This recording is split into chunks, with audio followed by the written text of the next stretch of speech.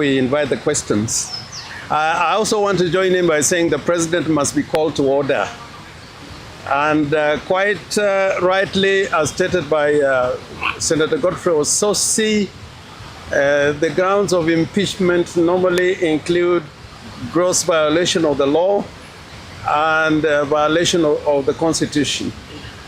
The Constitution on Leadership and Integrity requires that state officers, which include the president, must conduct themselves in a manner that brings honor to the nation and dignity to the office that state officer occupies. In the articles that relate to the freedom of expression, our Constitution frowns on acts of hate speech, and a lot of what the president talked about, the verbal diarrhea on his part, I think can be described as hate speech. And the Constitution also frowns on incitement and vilification of others.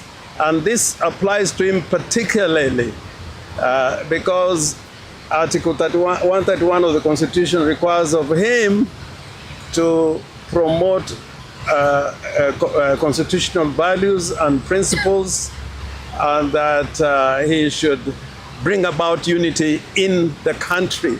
So those utterances on his part, and we have not taken an oath like the president. Gachaga has not taken an oath, but the president has taken an oath to defend and protect the Constitution.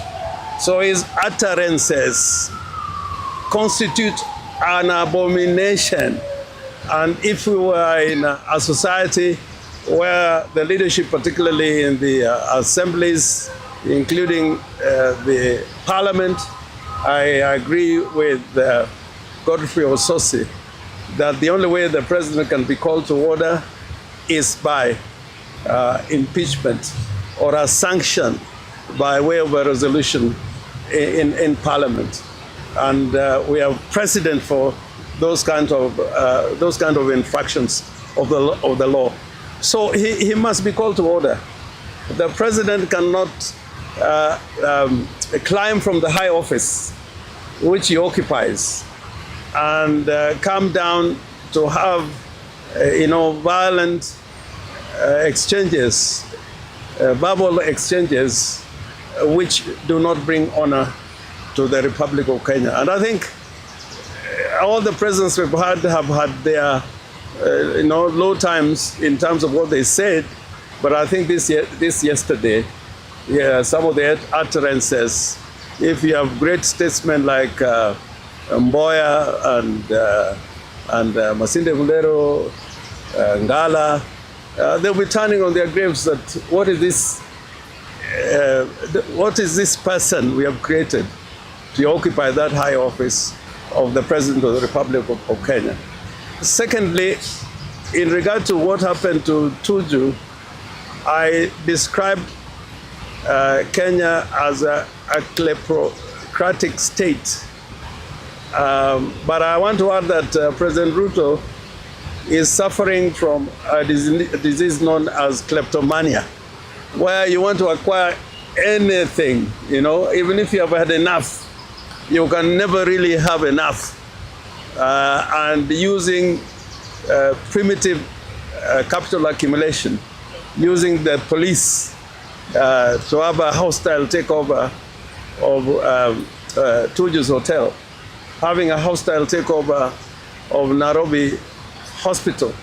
I think the degree to which President Ruto wants to own the state called Kenya, the real estate of Kenya, which belongs to the people, is alarming. And if it remains unchecked, whatever elections we will be having in future, whether President Ruto is sitting in State House or not, he will control the state, because he would have acquired not only state corporations, state assets, but also be in competition with businessmen in the private sector. So these two things are not doing well for Kenya at all. And finally, I want to conclude by saying, Linda Mwananchi, we are fighting for the soul of the party called ODM, and they're also fighting to protect the legacy of Raila Amolo Odinga. Raila was a Democrat, he was a fighter for social justice, and he was a fighter for human rights. What we are seeing happening with some of our colleagues within ODM goes against the very many principles that Raila fought against and landed him into detention and many arrests and many violent confrontations with the state. So we think we should be understood that we are fighting for the soul and legacy of the party. And we are going to go everywhere in the Republic preaching that message, that ODM must remain the party of the people, by the people, for the people. We invite questions now. Thank you. My name is fighting for the soul and the legacy of the party would also mean following the party constitution. With regards to the NDC, parallel